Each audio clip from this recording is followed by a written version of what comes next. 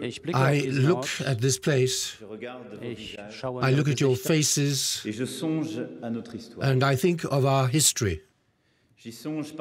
I think particularly on this day of mourning, which precisely was born of the First World War, in the year, the centenary of which we are commemorating. Nothing forced you to invite the President of France to this event, because the German memory of the 11th of November 1918, after having lost over 2 million Germans in this war, the memory is even more painful than that of France. Nothing forced you to invite us to this event, but you did so. So here I am in front of you today, and I say so with respect. I recognize your character here, because no people has looked at its history with so much sincerity and sought so much as you have as to draw the lessons. You show thereby, once again, beyond the vast cemeteries of our fellow countrymen from previous wars, you have decided not to cease surpassing old quarrels and seeking to work together for peace. To this end, Germany has not renounced being itself. The German miracle is the ability of a whole people to fight against the demons of nationalism and to restore its search for the highest ideals since the medieval times, were to think about the freedom of man and the political emancipation and social emancipation of man. The Germany of philosophers, engineers, scientists, poets, craftsmen, captains of industry, you have saved from the hell in which it had been led by demagogues and tyrants.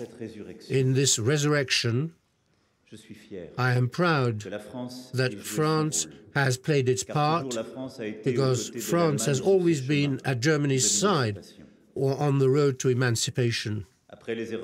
After the errors of 1918, we found in 1945, together, we found the strength, the grandeur, and the lucidity of reconciliation. It is because our nations have restored their genius and have held their hands out to each other that 70 years of peace have now been sanctuarized in France and in Europe. And we have done so without denying the history of our two countries. We did this in a clear way and in trusting in each other and in very frankness. Being here today on this special day bears witness to the ground covered together. We can assert that we have answered strongly to Goethe's injunction,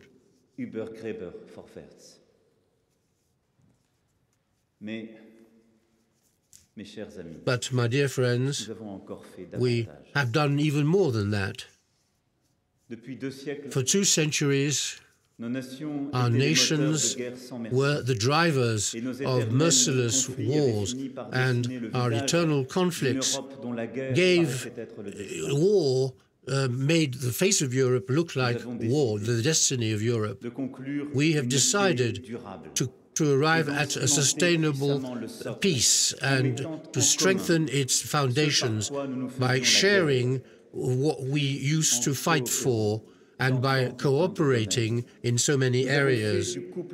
We have turned the Franco-German couple into the heart of a united Europe to which other partners have gradually joined, who had in the past been our allies or adversaries. We have set up together on our continent the feeling that it had only occurred occasionally in the minds of our thinkers. The people felt that this was the best way forward, but the governors refused to foster this sense of Europe.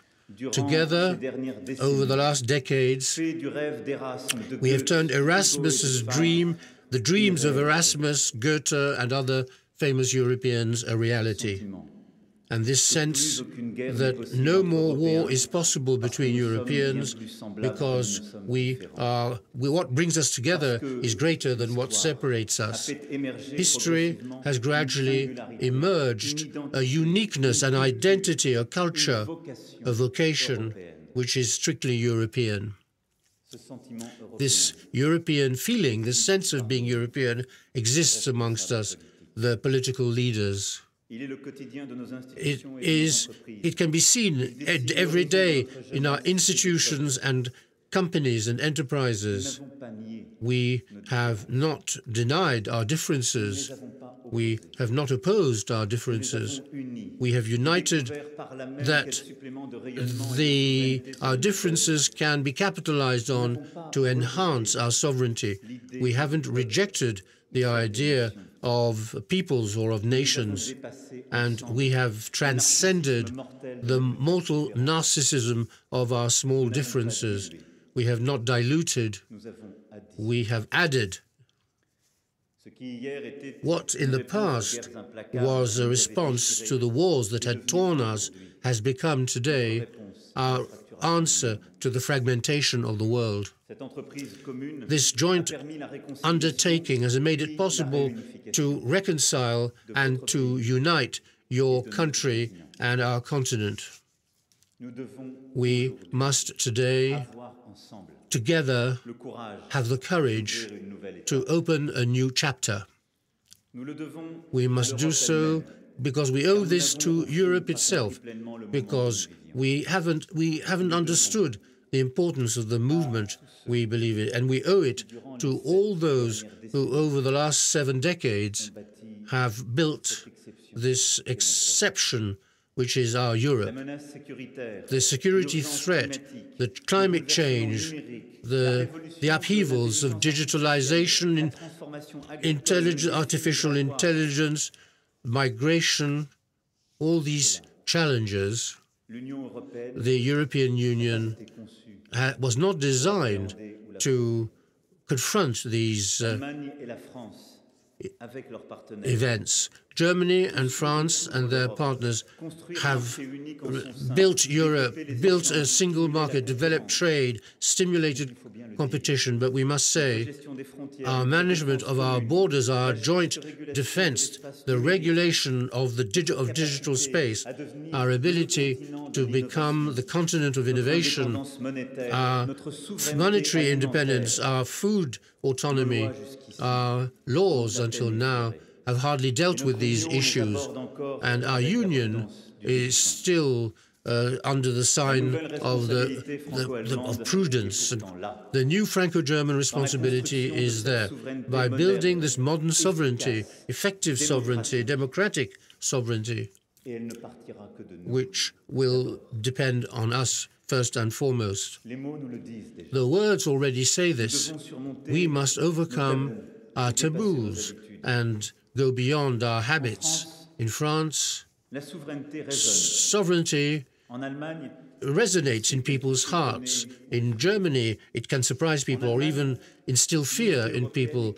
In Germany, the unity of Europe reassures people.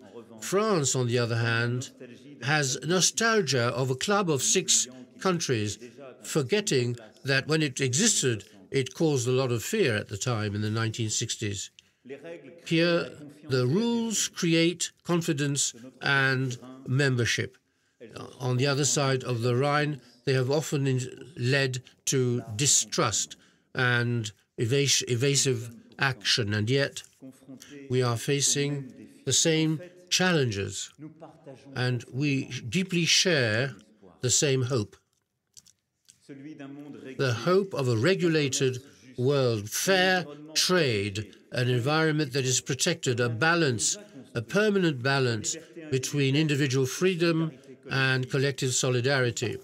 We share this unique creativity, this unique construction of a rational individual and a universal fatherland, a motherland, which is romantic as well. And for all this, it is Europe and its values which can support it in the face of the contemporary challenges we are facing today.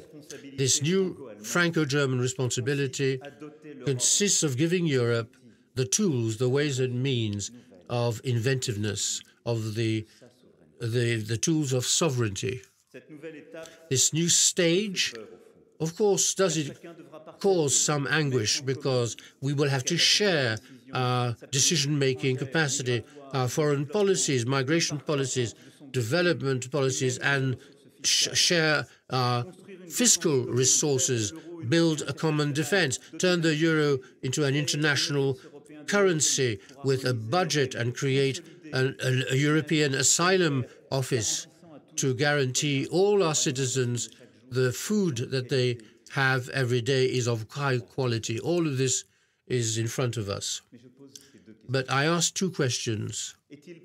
Is it preferable to remain immobile? Especially, I ask, was it easier for those who preceded us? For Briand, Stresemann, de Gaulle, Adenauer, Mitterrand, and Kohl, didn't they have to overcome greater taboos, more resistance than we have?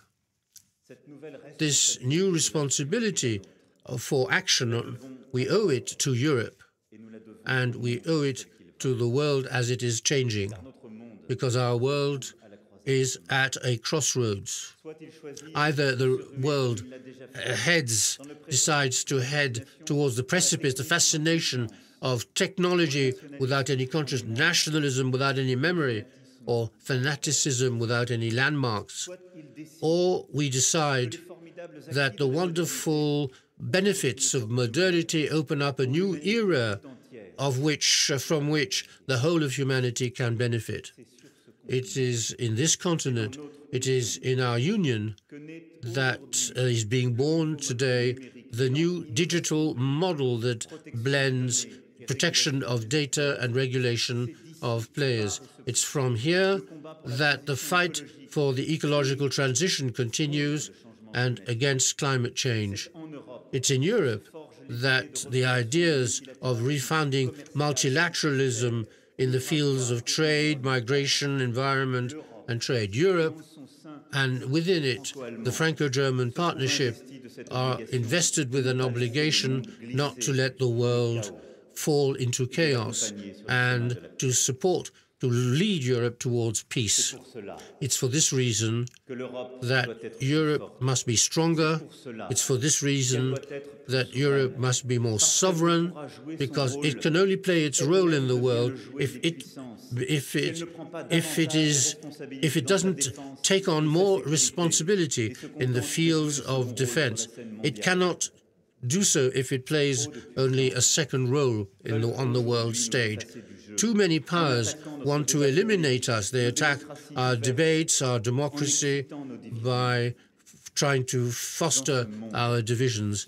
In this world, which we must look at, our strength, our real strength, lies in our unity. And it is not synonymous with unanimity nor uniformity. We must accept different paces, different circles, that some should take initiatives such as Schengen and the euro, but always by remaining open to the others and by remembering the interests of Europe, of a united Europe. Our strength must also become our sovereignty. If we want to guarantee that we will be able to protect our citizens in the face of the new risks and to choose our future, we must be more sovereign as Europeans. This fight is not won. It will never be fully won. It assumes taking more risks. Each generation must take up the fight in its own way, And this hand, which we are stretching out to our peoples, every generation will have to extend it again, overcoming its hesitations and transcending its reluctance. We know from now on how much we can do together, how much we can achieve together. On the 5th of September 1914, on the 5th of September 1914, Charles Péguy, the French poet, was killed by a bullet in the head as he was leading his section to battle, into battle. The legend has it that a few days later, not far from the camp, he had been recognized by a young German poet, Ernst Steiner. Ernst Stagler had translated into German Peggy's poems. The young German then sent a word to Péguy, and Péguy, after hours of effort, was unable to read the word, and he answered, "Dear friend, I don't understand you, but I love you." On the 30th of October 1914, in Wipers, Ernst Stadler also fell in the battle. He was 31 years old. All our history lies in this story, in these tragedies. Just before dying, Stadler had published a collection of poems in which we can read these wonderful verses. Vielleicht würden uns am Abend Siegesmärsche umstreichen. Vielleicht legen wir irgendwo ausgestreckt unter Leichen. Aber vor dem Erraffen und vor dem Versinken würden unsere Augen sich an Welte und Sonne satt glühend trinken. It is for us also, for us to be able to enjoy the sunshine of the world, that our ancient forebears gave their lives.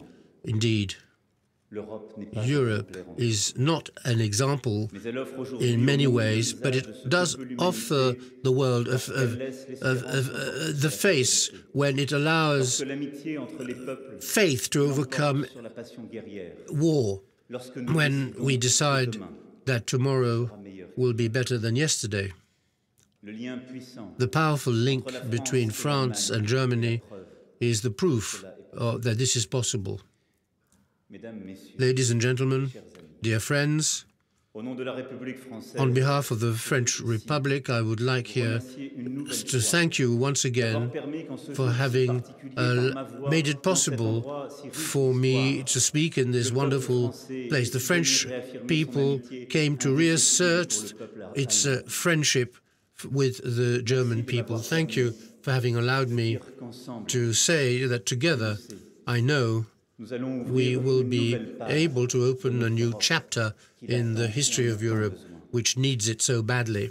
And let me say that as for the little words of Stadler and to Péguy, every time you understand us, every time you don't understand all the words from France, always read that the words that France loves you. Long live France, long live the German Federal Republic, long live Franco-German friendship, and long live Europe.